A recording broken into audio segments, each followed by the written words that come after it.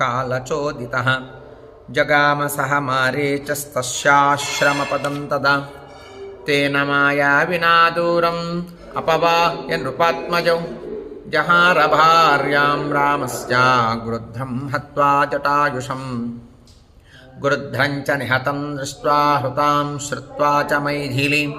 राघवः शोकसंतप्तो विललापाकुलेन्द्रियः ततस्तेनैव शोकेन गृध्रं दग्ध्वा जटायुषम् मार्गमानो वने सीतां राक्षसं संददर्शः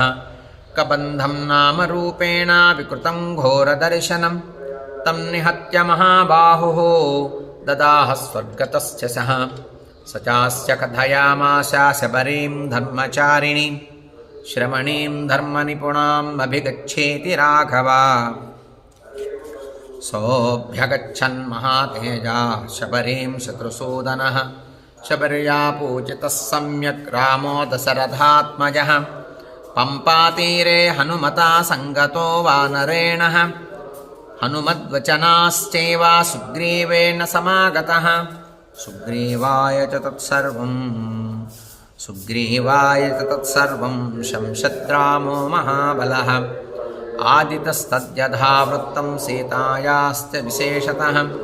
सुग्रीवस्यापि तत्सर्वं श्रुत्वा रामस्य वानरः चकार सख्यं रामेण प्रेतश्चैवाग्निसाक्षिकं ततो वानरराजेन वैरानुकथनं प्रति रामाय वेदितं सर्वं प्रणया दुःखितेन च प्रतिज्ञातं च रामेण तदा वालिवदं प्रति वालिनश्च बलं तत्र कथयामास वानरः सुग्रीवः शङ्कितश्चासीत् नित्यं